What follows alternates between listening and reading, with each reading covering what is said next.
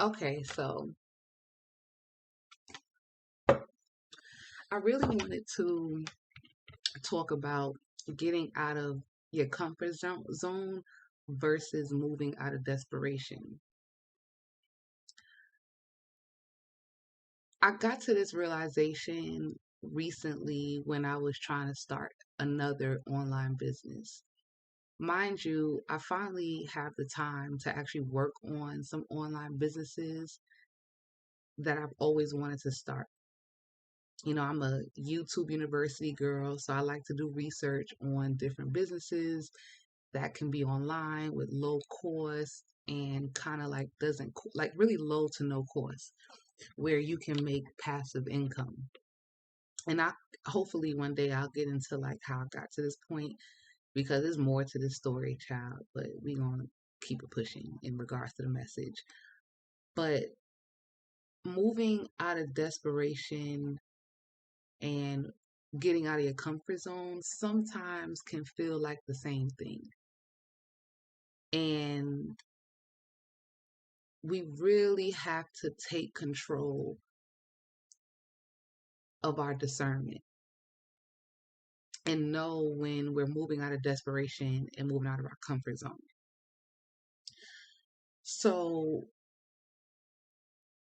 when I say that, I mean that in all aspects of life, whether it's starting a business, really anything, however you can apply it to your life, apply it. Business, spirituality, religion, whatever, just whatever. Because relationships, because at the end of the day, it can feel like the same thing. So in my example, it's more of a business example, but I relate everything in life to kind of like some spiritual lesson. In this particular vibe, I was starting an online business and it's a good idea, but as I started trying to come up with designs for this business, I'm like, this feels so uncomfortable. So, of course, my first thought is like, okay, get out your comfort zone. You gotta focus and do what you need to do to make this happen. But as I kept trying to do it, it just did not feel right. Something told me to just step back and just stop, close it all down. Like not the shop, not the designs. I already started it and posted it on my Etsy, but something just told me to stop, like just stop. And when I did, and I finally got to reflect for a few minutes, I realized that I was moving out of desperation. And I was moving out of desperation because my current situation, I really was like, I really need to come up with some source of income. I want to find a job, but I have to get another social security card and all these, you know, thoughts in my head just was pushing me to like take action. Now, mind you, I've already taken action in an online business that felt more natural. I just started. It felt natural. I only completed three projects. I'll just tell you what it is. It was a KDP low content. That felt natural, right? I had some passion towards it. I learned how to do the designs because I worked in graphic design in the past. So that felt more natural. This business will be like my third Etsy shop, third or fourth that I've attempted to open. And I'll get into like hopefully I'll get into the other ones later. But anyways, and this one is a good idea. I don't like when I didn't see a lot of the stuff that I was trying to do with this business, but I was trying too hard. And it just didn't feel right. And like I said, I'm thinking I'm not pushing myself and I need to get out my comfort zone. But in reality, I'm literally moving out of desperation. I feel like I'm in a race but it's really a race to nowhere.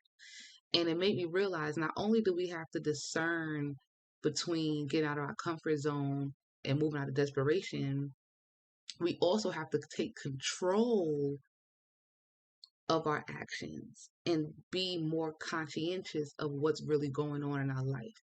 Because a lot of times we're not conscientious of what is going on. And we'll make a lot of moves and decisions literally based on fear, because it's really fear. If you're fearful that you don't have enough, if you're fearful that you're not good enough, you'll start making decisions that you think are push you out your comfort zone, and in reality you're just doing it out of desperation. You're doing it. That's like, unfortunately some people get married out of desperation because they're fearful that they're in a relationship, or they're fearful that people will judge them because they're getting older and they need to be in a relationship. So they'll jump in one. Some people unfortunately move out of desperation to stay in a relationship. They don't want people to judge them. So they'll stay in a relationship longer than they need to because they're fearful that people will judge them. So that action is more of a desperate act. And that doesn't, it's more of a desperate act to me. That's the best way I can put it. And business as well, that fear of losing out. A lot of us jumped into crypto. We don't want to lose out. We got to get our cryptocurrency, and we're not really paying attention to the market. We think we're pushing ourselves out of our comfort zone, but we're just moving out of desperation, out of fear of loss. And one of the things in marketing, that's actually something that I learned in marketing when I went to school for marketing and did marketing on the side as a freelancer in the past, is like, that's a marketing tactic. What is it? It's called something else, but we'll just say fear of losing out. Oh, I think that's what it is. It's a fear of losing out. That's a marketing tactic. So people push crypto on you so much, and you're gonna be fearful of losing out. And I remember, I didn't invest that much money, but I lost money, and then when I needed it, I had to take the L and just be able to have that cash that I needed to handle my business because I made some bad decisions in my financial management.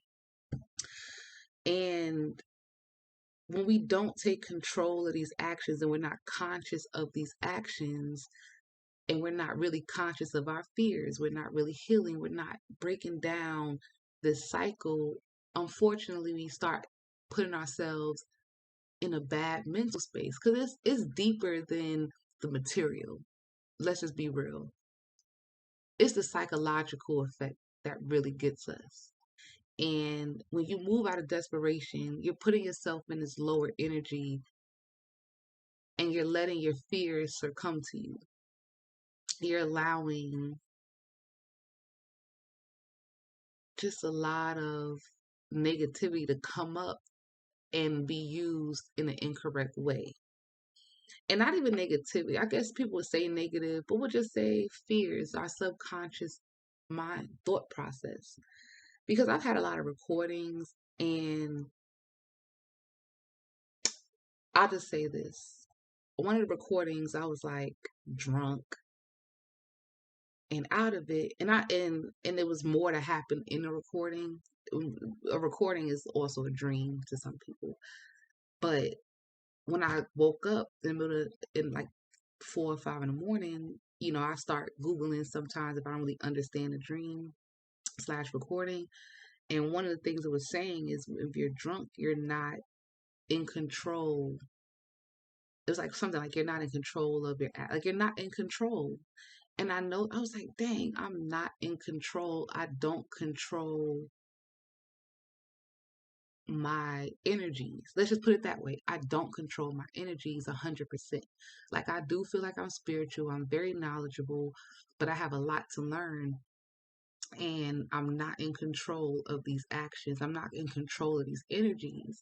And that kind of brings me to my next point, is we need to take control of our energies. We want to be an alchemist. We want to be this mental magician, yet we don't control these energies around us. We allow the energies to control us. We allow these energies to make our decisions, especially if it's not in a higher vibratory energy, whatever, you know what I'm trying to say. But we have to start being conscious. And if you're conscious, you'll literally be able to have more control of your life. Self help teaches you this. Take control of your life, take control of your actions. In spirituality, they teach you that. Take control of the energies. Not manipulate, just take control. Before you can manipulate, you got to control. Control doesn't mean constrict or restrict. Control just means really being aware and knowing where to place it, knowing when to utilize these energies. So if you're in an abundance or business, entrepreneur, creative energy, don't apply that energy to desperation. You'll know if you really can feel, you'll know when you need to push yourself out of your comfort zone. Me doing this video, talking about this, is me putting myself out of my comfort zone, because I always, like, I'm gonna be real. I may sound crazy, whatever shit. All the shit I done probably said up until now sounds crazy to some people, but this is pushing myself out of my comfort zone. I don't feel like I'm moving out of desperation because there's no monetary gain I'm looking for with this. But I feel like I done talked to myself long damn enough to feel like this message could help one or two people, and hopefully I'll have more people watch this that resonate with. But this feels more natural, this feels like, okay, I need to say this. And this doesn't feel like I need to do this out of desperation. I need to get more money. I need to get money. Oh, monetization on YouTube. Ha ha ha. No, no, that's not how I feel. And let's just be real. I watch a lot of YouTube videos. I watch different types, tarot, vlogs, hauls, all the above. And let's just be real. We'll watch people videos that are more out of desperation, almost like they're looking to come up with something because they have to keep their money flow. And then we also watch videos where it just seems natural. And I'm more drawn to the people that just keep it real and are more natural. And I'm less drawn to people that just seem to want my views and are doing whatever they need to do to get views. And I don't knock the hustle, but that's another example. So hopefully this resonates with somebody. Just move out of, yes, get out your comfort zone, but know the difference between getting out your comfort zone and moving out of desperation.